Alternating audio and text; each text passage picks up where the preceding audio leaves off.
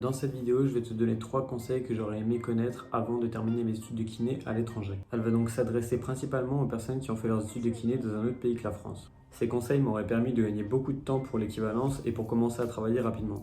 Donc si tu es encore étudiant et que tu vois cette vidéo, j'espère qu'elle t'aidera. Fais un maximum d'heures durant les stages et si possible de manière ciblée.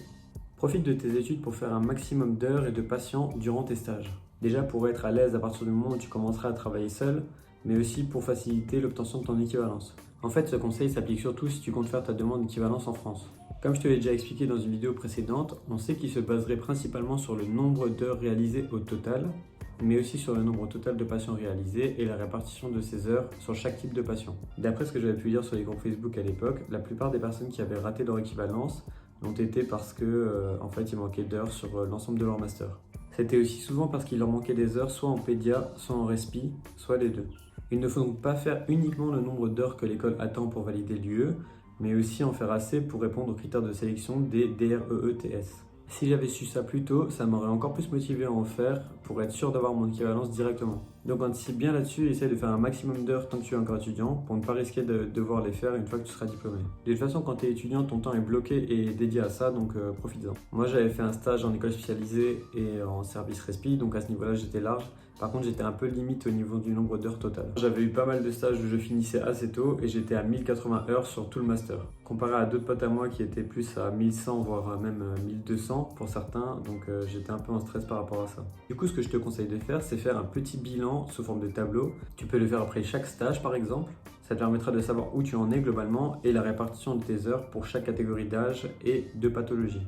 Par rapport à ça, tu pourras alors t'adapter et chercher à augmenter ton nombre d'heures dans le type de public et de patho qui viendrait à te manquer. J'avais fait un petit tableau sur page à l'époque quand j'étais étudiant qui fonctionnait un petit peu comme un tableur, c'est-à-dire que les cases se remplissaient de manière automatique. Si tu veux le recevoir, alors transforme-moi ton mail en cliquant sur le lien qui est dans la description et je te l'enverrai directement. Si tu n'es pas sur Mac, je te mets aussi une version PDF du document, comme ça tu pourras l'imprimer et le compléter manuellement. Dans tous les cas, ça pourra te servir de source d'inspiration si tu préfères faire ton propre tableau. Si tu as la flemme de faire tout ça, ce qu'il faut retenir principalement, c'est que de manière générale, dans les stages kiné, on a beaucoup d'adultes et de personnes âgées, donc tu dois chercher à augmenter ton nombre d'heures chez les enfants. On a aussi beaucoup d'orthotraumatologie, donc essaye d'augmenter ton nombre d'heures dans les autres domaines, comme la neuro ou la respi par exemple. Essaye de choisir un lieu de stage qui accueille ce type de public ou ce type de patho, pour essayer d'homogénéiser un peu tes heures et rattraper ton retard si tu en as. Je sais que c'est pas toujours possible de pouvoir choisir son lieu de stage, parce que c'est souvent imposé par l'école. Mais ce que tu peux faire, c'est que tu peux essayer d'échanger ton lieu de stage avec un autre étudiant. Enfin, nous, c'est ce qu'on pouvait faire, donc tente de faire comme ça. Envoie ta demande d'équivalence le plus tôt possible après ton diplôme. Pour avoir son équivalence le plus vite possible, il faut s'y prendre le plus tôt possible. Et quand je dis le plus tôt, c'est avant même d'avoir eu ton diplôme. Commence déjà par choisir ta région. Tu peux regarder les vidéos que j'ai déjà faites sur le sujet où je t'explique tout là-dessus. Complète ton dossier avec les infos et les docs que tu as déjà, pour le terminer ensuite avec les pièces que tu n'auras qu'après ton diplôme. Ça sera déjà ça de fait. Il faut savoir qu'on peut mettre pas mal de temps pour pouvoir se procurer certaines pièces du dossier, comme carte d'identité à jour par exemple. Si elle est périmée et que tu dois la renouveler, alors ça pourra prendre plusieurs mois. Si tu t'y prends juste après ton diplôme, alors tu risques d'être bloqué tant que tu l'as pas et ça pourrait te faire rater une date de commission. Comme je te l'ai déjà dit, en France, il n'y a aucune communication sur les dates de commission. Donc le mieux, c'est de pouvoir l'envoyer tout de suite après ton diplôme. Comme ça, tu es sûr de ne pas en rater une. Moi, je te conseille de t'y prendre déjà au mois de janvier si tu comptes faire ta demande d'équivalence au mois de juin, par exemple. Comme ça, tu pourras l'envoyer tout de suite après ta procla. Pense quand même à bien vérifier tout ton dossier avant de l'envoyer pour être sûr de n'avoir rien oublié. Travaille dans le pays où tu te trouves en attendant ton équivalence. En attendant ton équivalence, je te conseille de travailler directement dans le pays dans lequel tu es, si c'est possible pour toi. C'est ce que j'ai fait. J'ai été diplômé le 28 juin 2021 et j'ai pu commencer à travailler le 5 juillet en Belgique. J'avais contacté plusieurs maisons médicales qui étaient près de chez moi vers le début du mois de juin. Je leur ai dit que j'allais bientôt être diplômé et que j'étais disponible pour bosser chez eux pendant les vacances d'été. D'ailleurs, c'est vraiment le meilleur moment pour postuler parce qu'ils partent tous en vacances et qu'ils cherchent tous des kinés à fond pour pouvoir les remplacer. C'était un petit poste de salarié, donc c'était pas trop compliqué pour pouvoir commencer à travailler. J'avais pas besoin de faire 36 000 documents comme si j'avais voulu être indépendant par exemple.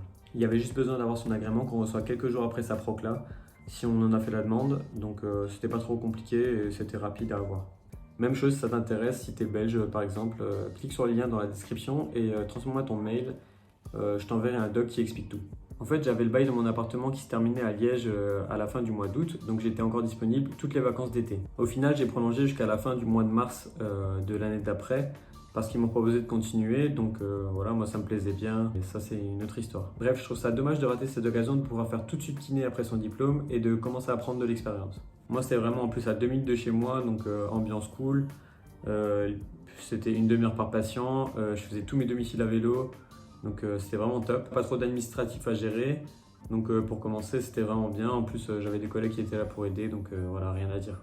En plus de ça, si on se fait recaler à l'équivalence, je pense qu'il y a même moyen de faire valoriser cette expérience pour faire un recours par exemple.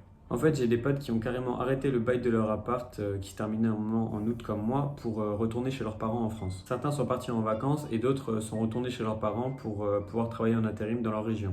Le but n'est pas de dénigrer les gens qui veulent se reposer ou travailler dans autre chose pendant les vacances. Libre à vous. Les tables d'étudiants, j'en ai fait une paire et le dernier que j'ai fait me plaisait particulièrement. J'étais maître nageur dans une piscine près de chez moi, donc je passais tout l'été à l'extérieur et je terminais tout bronzé. Tout ce que je dis, c'est que je trouve ça juste dommage de faire un taf qui a rien à voir, alors qu'on pourrait exercer le métier pour lequel on a étudié pendant 4 ans. Enfin voilà, c'est tout pour moi, j'espère que cette vidéo t'aura plu. Si c'est le cas, pense à me mettre un petit j'aime pour me remercier.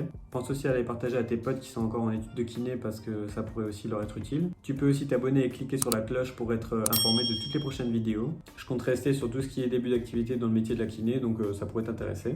Aussi, si tu as d'autres questions, n'hésite pas à les mettre en commentaire. Moi, je te dis à la prochaine. Ciao!